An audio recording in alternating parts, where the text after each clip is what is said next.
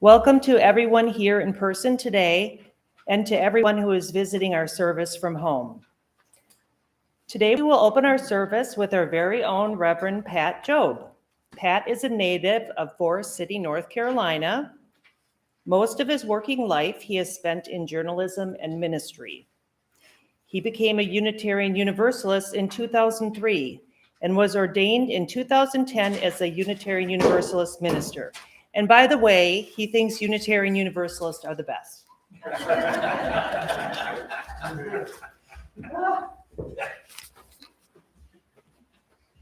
And wouldn't he be nuts not to with this crowd?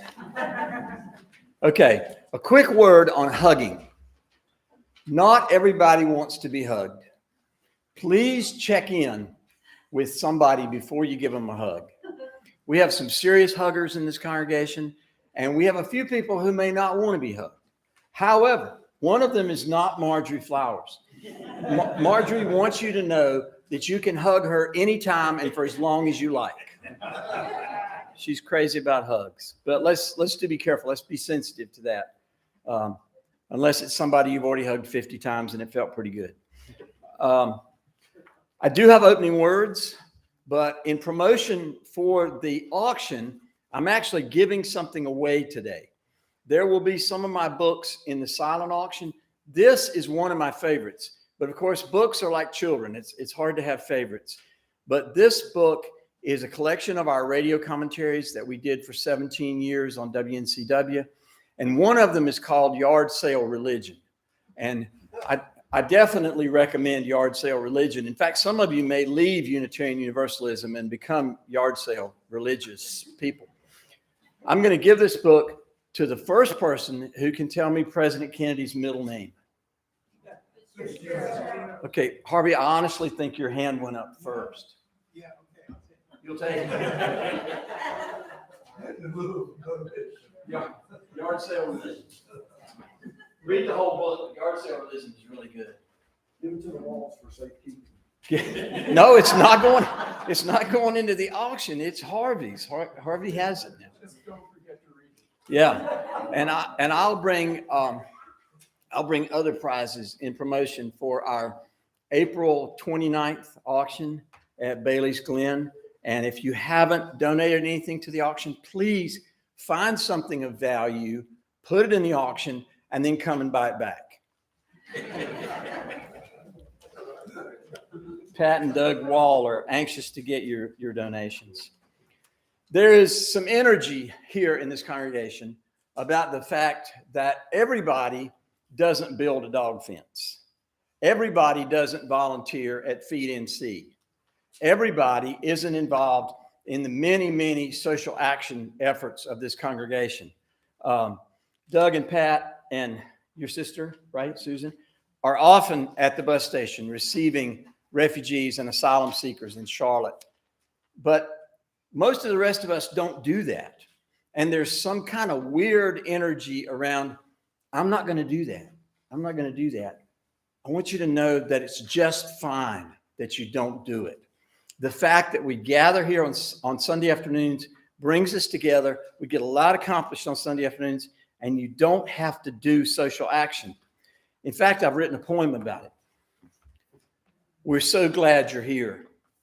Your presence is a present, a gift, a prize, a treasure. We're so glad you're here, it gets hard to measure.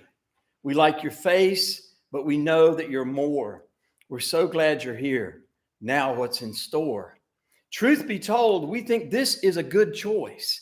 We're glad for your cars, your stars, and your voice.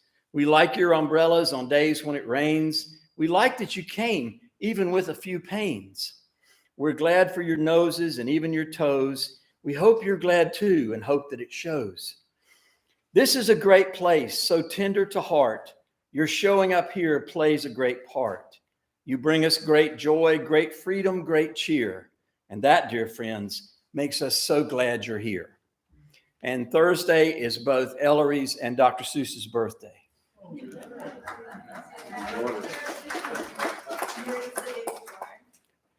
I'm sorry? Oh, that's right. That's right. My birthday is Wednesday. Autumn would like me to. Uh,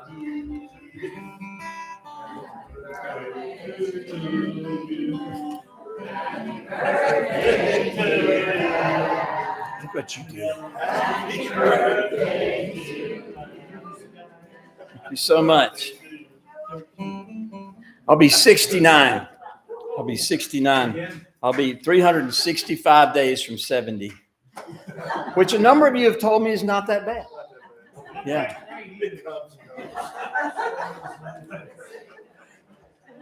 Our opening words are from Alfred Hitchcock. He said, television is called a medium because it is neither rare nor well done.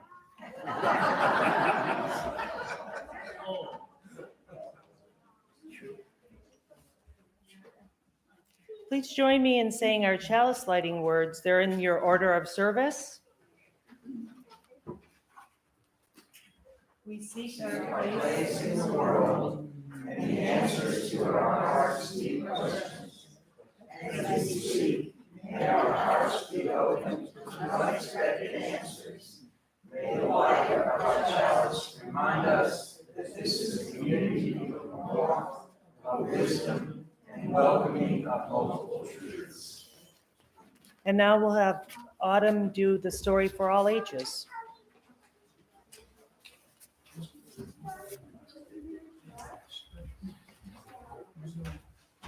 All right, I have to admit that this week I saw the topic for our sermon this Sunday, and I sent Reverend Pat a 2,000 word email about the state of things happening in our country. I'm very involved with our activism program that we have. We have a UU Justice NC activism program. And this Friday, we meet every Friday virtually on Zoom. It happens around 11 o'clock every Friday. The address is posted in our newsletter every week, so it's a great way to find it. And it's also on our calendar on our homepage. So this last Friday, we had Tracy, Natalie, and Sylvia that joined us. And we were activating around women's reproductive justice rights. So right now in the state of North Carolina, there's a lot of legislation that's moving very, very quickly in the state. And one of them is women's reproductive justice. And if you would like to be involved, please send me an email because we need to be writing letters to our senator and representatives to urge them to still allow women to have a choice because this might be going away quickly in our state. But we are also every week talking about other injustices that are happening around the state. So I picked the book this week to kind of talk about something. It's Goodnight Racism. It is written by Ibram X. Kendi, who also wrote the New York Times bestseller Anti-Racist Baby, and it's illustrated by Chababi Bayak. It's got some great pictures in here, and I love the story. So, Goodnight Racism.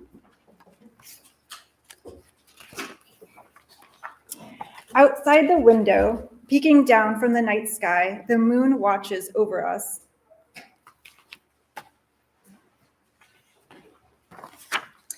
She sees kids smiling at dinner tables.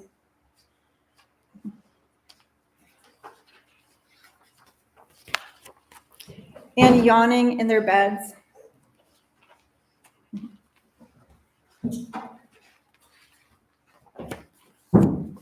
But some kids do not have food, do not have beds because of unfair rules and unjust treatment.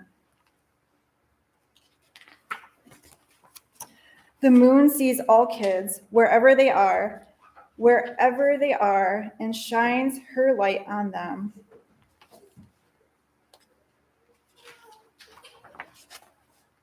The moon wants her light to kiss every child goodnight. The moon delights when every child falls asleep.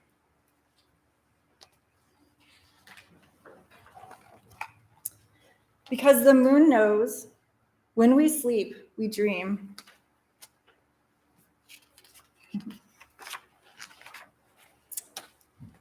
When we dream, we imagine what is possible, what the world can be, and the moon glows a little brighter, whispering, "Dream, my child, imagine, my child, a new world, a new future awaits."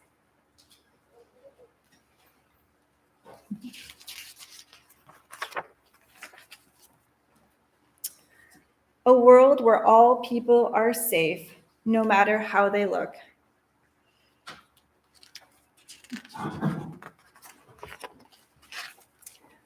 Or how they worship.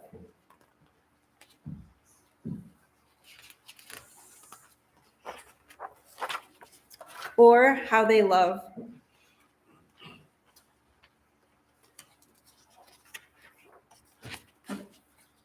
A world where all kids have the same chance to live in peace, to have joy, to have a childhood.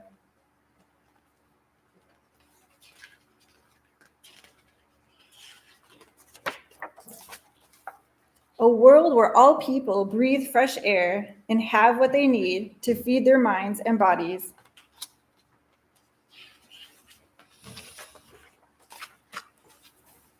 A world where our rules open doors, open minds, and create equity and justice for all. Dream, my child, create, my child, a new world, a new future awaits. Good night, unfair rules. Good night, cruelty. Good night, injustice.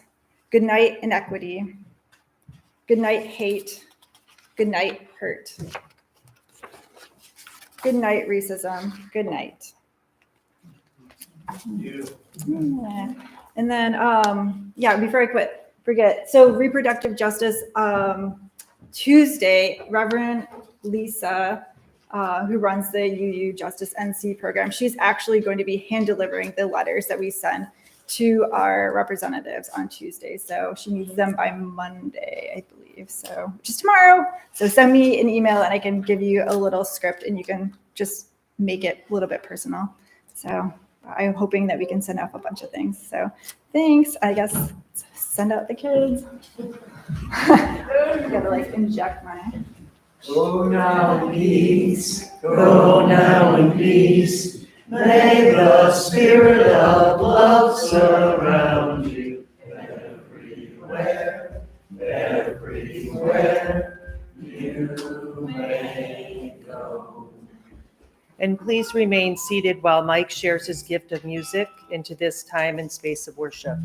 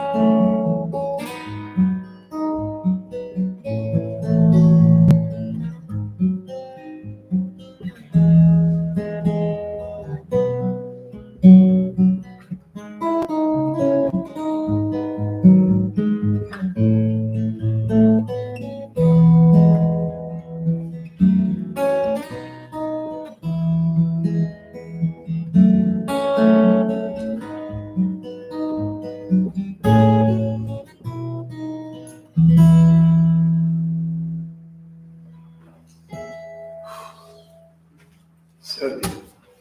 So beautiful. Thank you. I've been asked to throw a little education into my presentations on, has anybody done a head count? This is pretty awesome. How many? 34. 36. Do I hear 38?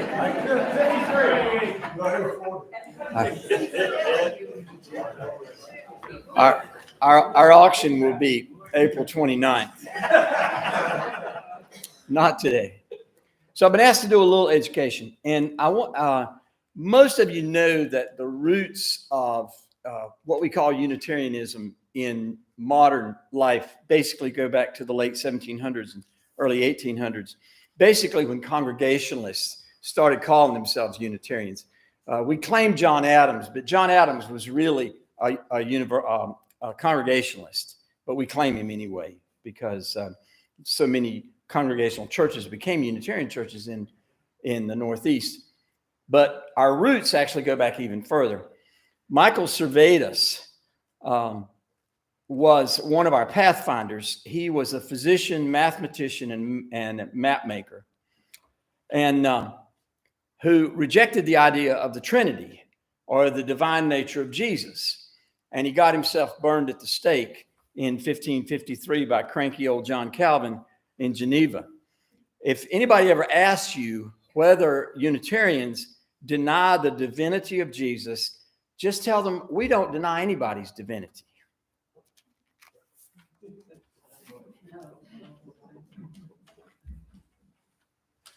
I'm glad at least some of you like that.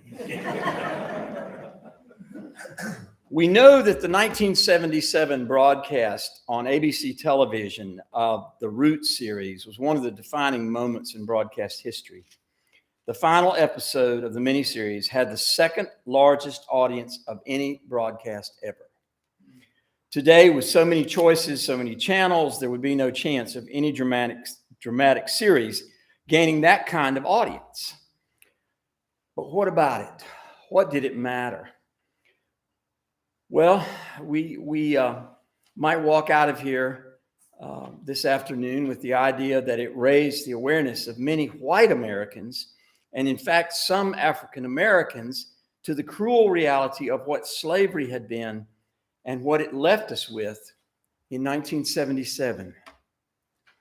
Listen to this quote, which is now in stone on the campus of the University of Virginia in Charlottesville as its memorial to enslaved laborers.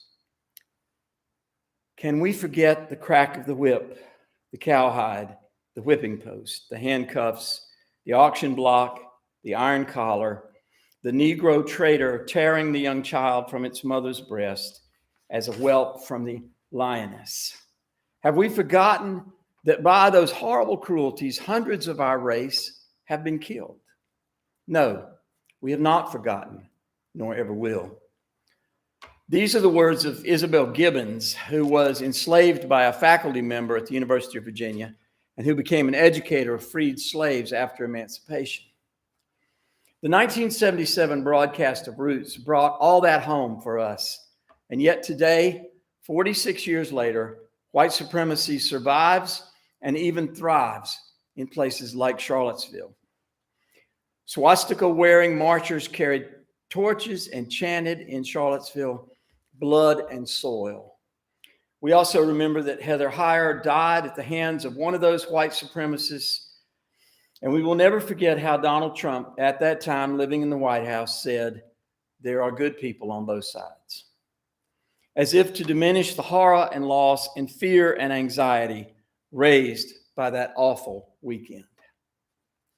But we are tired. As some of you know, the minister of this congregation is now serving on the board of Unity and Community, a group working for racial equity locally. And at a recent board meeting, I heard of a young African-American man who said he has lost all interest in talking about slavery, Jim Crow, convict leasing, poll taxes, and other tactics used by whites to keep blacks in their place following the Civil War. He doesn't want to sit in a room and tell his story. He wants to see action. And I'll say more about that in just a second. The mass awareness created by Alex Haley's book and the television series did not create the action that young man is looking for. The stories did not create that action, despite how they shock us and discolor American history for patriots who want to hoist the flag, sing God Bless America, and ignore the shameful genocides and war crimes committed by our nation as recently as the invasion of Iraq. And frankly, that young man is not the only one who is tired. Two of my first cousins have blasted me for being on the racial equity soapbox after so much progress has been made around civil rights and the election of our first Black president. Let me digress here for just a second. My dear friend Tommy Hicks, who was an unapologetic son of the Democratic Party, reflected on Obama's election this way. Even before he was inaugurated, Tommy said it matters. He said, that man is going to fly all over the world on Air Force One, and when he gets off that plane, the world is going to see a Black man with a Black wife and 2 Black children. He said, that's gonna matter. And I think he was right. And I understand people who are tired of hearing about race, but the job is not done. Another quick example, my colleague and dear friend, Reverend Neil Jones, told the Bluffton UU a few weeks ago the horrible statistics on the enduring discrimination against Blacks in our modern world. It was a hard sermon to listen to. And when it was over, one of the men in the talkback, a man now in his 80s, bearing an age-weary attitude, just shook his head, dropped his face into his hand, and said, how long are we going to talk about this? From an old white man in his 80s to a young Black man in his 20s, the fatigue is totally understandable, and I feel it myself sometimes. But Alex Haley and ABC television stroked a gong that still rings 46 years later. Mass awareness of the story's truth, mass consciousness of what went terribly wrong in 1619 when the first slaves walked off the ship in Jamestown, all of that leaves that young man's call to action. And one of the white board members in that meeting asked, what action is he talking about? Here's my list. We need a massive financial and public effort to end the housing shortage here and everywhere. We hear it all the time in the news. There aren't enough housing units, and most of them cost more than can be afforded by poor people. Black people, Latinx people, and other marginalized people are disproportionately poor. Number 2, educational reform that puts less emphasis on standardized tests and more emphasis on reading, math, life skills. Life skills would probably help too, and job training. A few years ago, the state of South Carolina required 1 week each year for high school students to learn how to balance a checkbook, the high cost of consumer credit, and other skills around money management. NPR recently reported that 80% of Black fourth graders cannot read at grade level. Lack of these skills create and sustain poverty, and Black people and Latinx people and other marginalized people are disproportionately poor. When we get to the criminal justice system, we see that the real problem is race and not poverty. When it comes to police violence, courts, and prisoners, the problem is still clearly race. Juries are 3 times as likely to apply the death penalty to Blacks as whites, and Blacks arrested for the same crimes are twice as likely to get prison time, serve longer sentences, and are more likely to suffer the lack of health care and mental health services that hobble prisons. I know this sounds more like a political speech than a sermon, and you'll all be delighted to know it's almost over. But the problem is deeply and pathologically political. We clearly do not have the political will to create universal health care, raise the minimum wage to a basic living wage, build enough public housing to avert a generational crisis in housing, and put enough money into our schools to make them engines of creativity and basic social harmony. I know y'all are doing the best you can.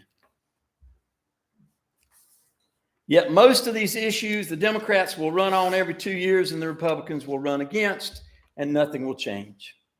One of the most discouraging moments in my journey with colleagues and Black clergy came about 10 years ago. 3 Black ministers were sitting at a table with me, and one said, "Nothing has changed." And the other 2 nodded their verbalized concurrence. When I affirm this truth that nothing has changed, some of my white friends tell me, "We've had a Black president. Black people serve in many government posts, from Congress right on up to city council.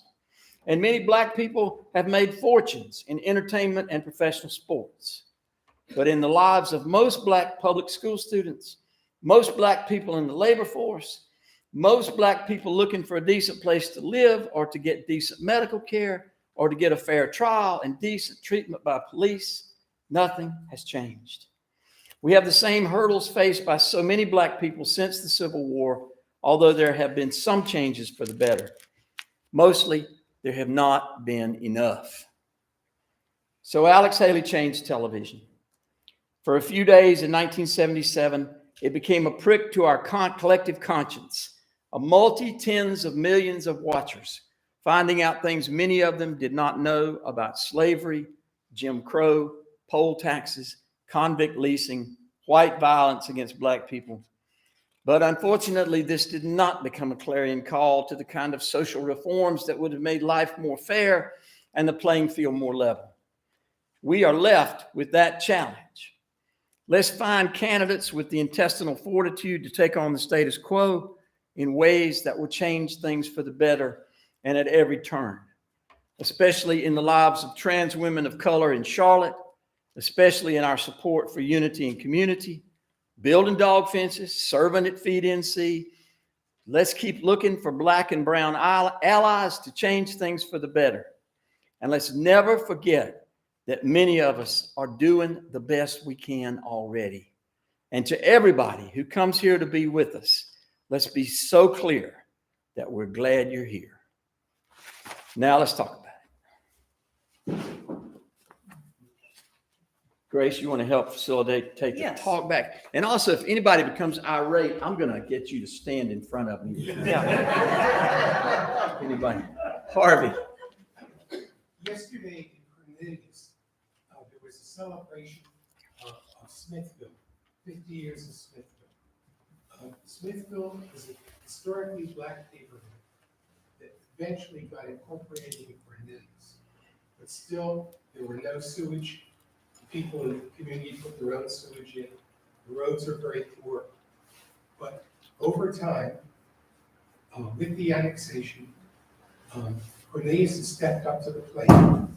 They've devoted a lot of money to improving the infrastructure in Smithville and making sure that it doesn't get gentrified. It remains a place where Black and lower-income people can live with dignity. Awesome. Thank you. Thank you so much for sharing that. For anybody who's watching online, Harvey just talked about the 50th anniversary of Smithville, and how things are changing for the better in that traditional African-American community. Well, all of you are invited to offer your thoughts about today's theme and service and to ask questions of our speakers, so feel free to speak out. Yes. I just wanted to mention Morrisville just had a documentary. They showed it in the senior center. Well, it's the Mac Center. 250 people showed up, including people from Cornelius, local politicians, and 250 people. It was almost every other seat was a Black person, a white person, and they went through the history of education, racism, but also because the community came together for a lot of those people and they were accepted into the community. That's great. That's great. A documentary that was attended by 250 people that dealt with racism. Yeah, Jim. Well, just like to comment, I agree with you about the election of President Barack Obama, but a lot of people think that the reaction to his election was the election of Trump. And just on a personal note, I honestly thought we had seen the end of the N word. You know, I grew up with it, and I thought that we would never hear that again. But after Trump was elected, you began to hear it. Unfortunately, I think he brought them out of the woodwork. Charlottesville was sort of the beginning of that. Charlottesville was a horrible example of how Trump, by implication, empowered white supremacy. The Proud Boys. Well, Stand down and stand by. I just saw something on TV today that that our young males actually are in their 20s are not succeeding. They're not doing well at all. In fact, the suicide rate is up for them. They're not finishing school. So there's a lot of different groups out there that are kind of falling through the cracks. Like in North Carolina, actually, the majority of the children in the foster care system actually are Caucasian. You know, so there's a lot of different groups that are, you know, that it's not in my you know, being a social worker, there's different groups that are really hurting. And so then you pile on that other things such as being a minority or being LGBTQ, and that just makes it even twice as tough. So, you know, all of it, I think there's just a lot of people out there right now that need a lot of help. And primarily our young people are really lost. And maybe some of being lost can lead to racism.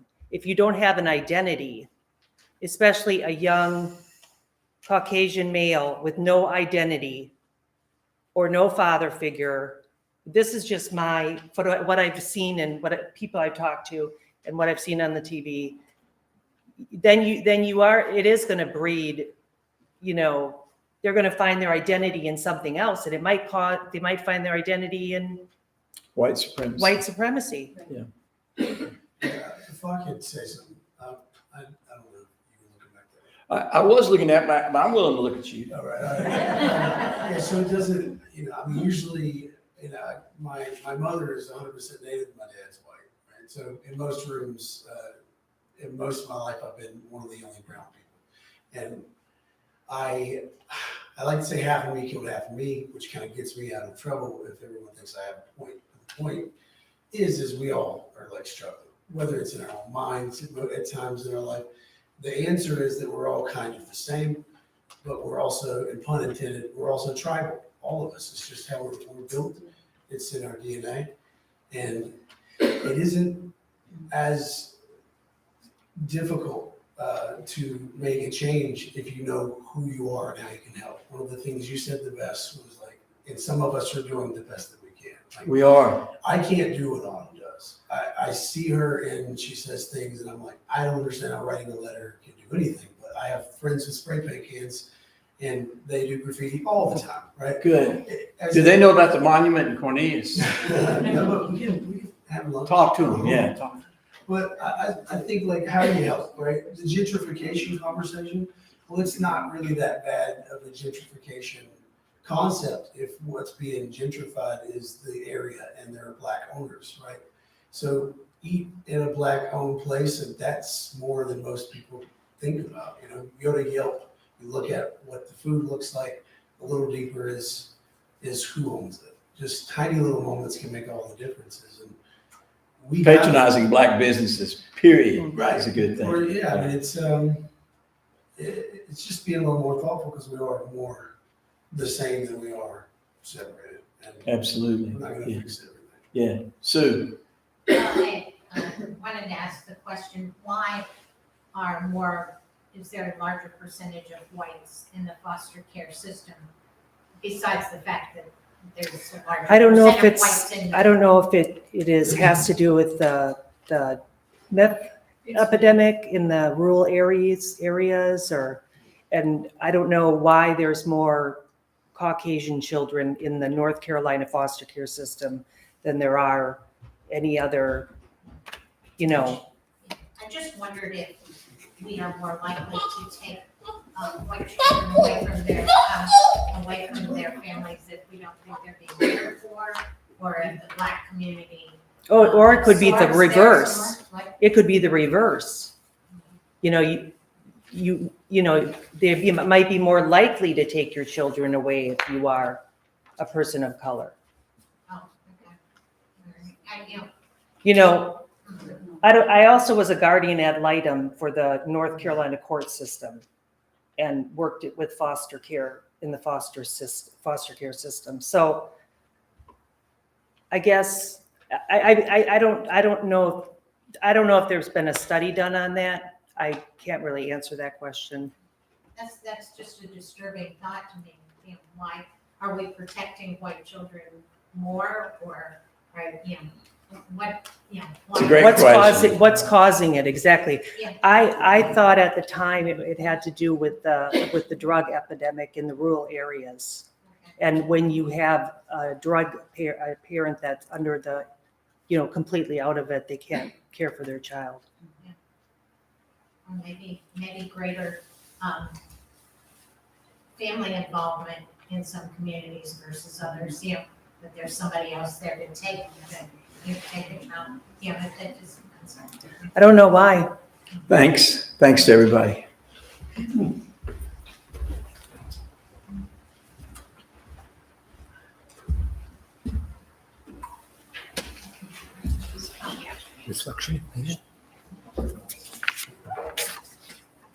And now Mike will share his interpretation of Pat Jobe's message.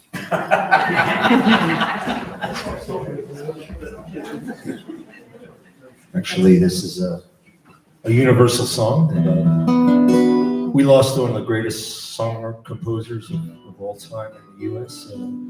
February 8th, Burt Bacharach.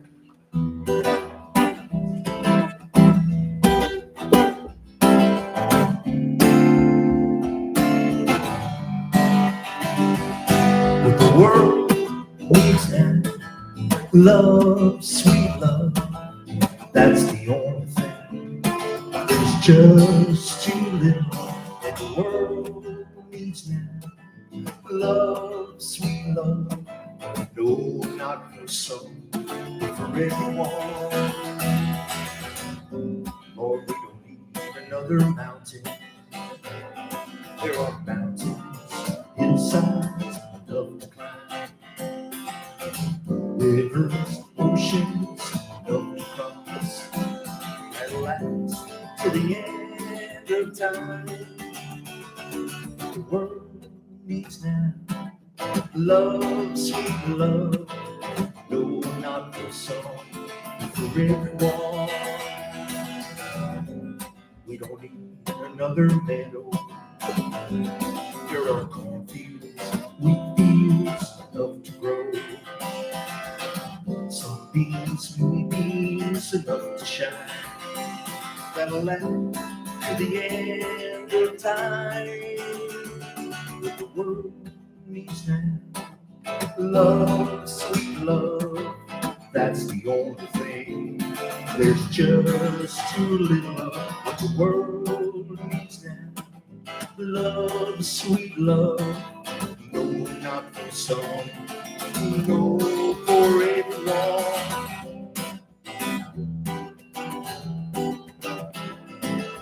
No, not for some, but for everyone.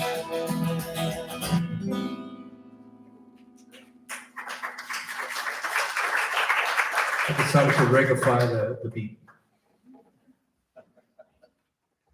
That's a made-up word. This fellowship is important to all of us. The contributions we make today allow us to sustain and grow our congregation and to reach out to our community, both nearby and in the larger world. Your giving affirms our commitment to each other and to the community.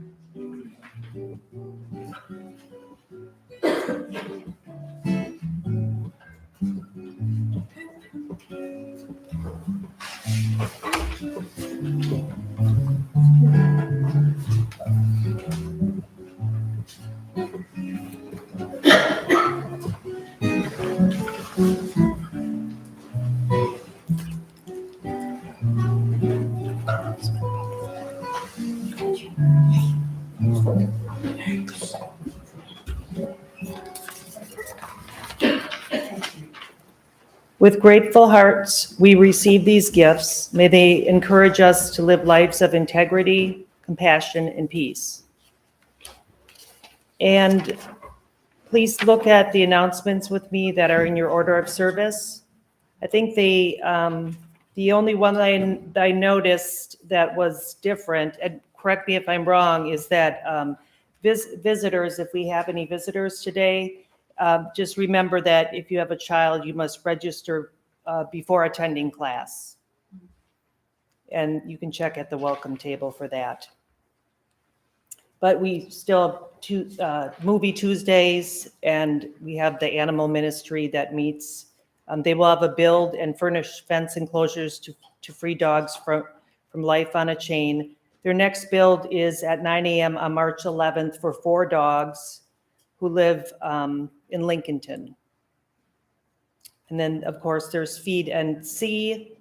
Contact Jim Arnold if you could volunteer, because they need volunteers. Also, I just want to encourage everybody to be here next Sunday. Charlie Tyler and Ann Harrison are going to be here from the Bluffton congregation.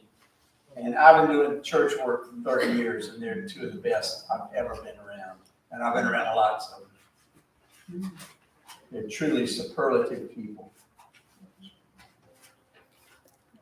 Our closing song today is We Shall Overcome, number 169. Please stand as you are able and willing.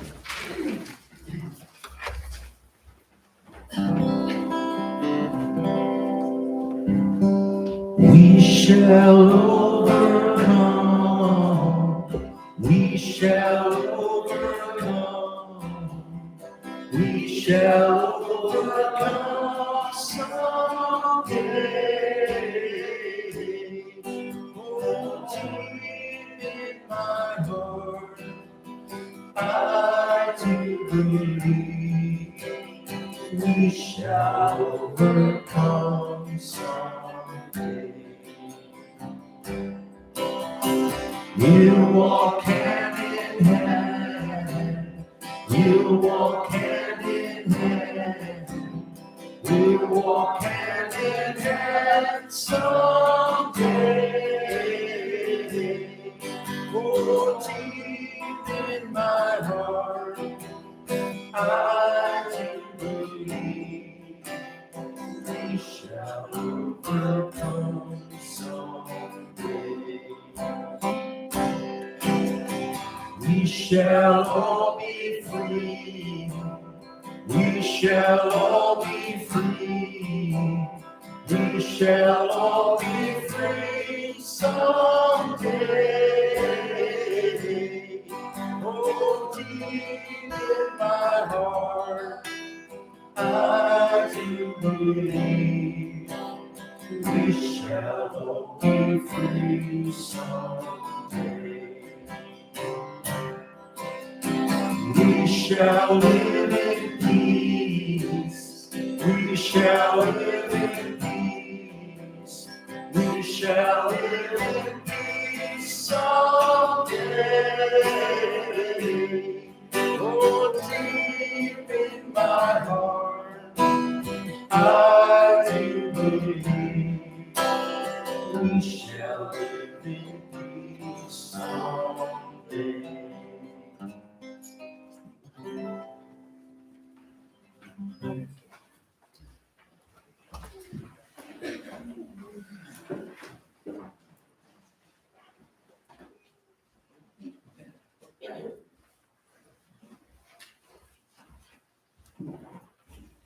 A colleague of mine told me once that he hated to hear white people sing that song. He was white.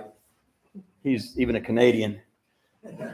And I told him that when I was 14 years old, I was asked to facilitate amending my school's constitution so that Black students would be represented on student council and the homecoming court and in other institutions. And we would form a human relations council to work on desegregation. And that got me called an N lover. And then I supported Howard Lee for lieutenant governor in North Carolina, and that got me called an N lover. And Then I managed Harvey Gantt's campaign in my home county, and that got me called an in lover. So my friend said, it's okay for you to sing that song. Our closing words are a paraphrase of both Ralph Waldo Emerson and Eleanor Roosevelt. Every day, do something that scares you.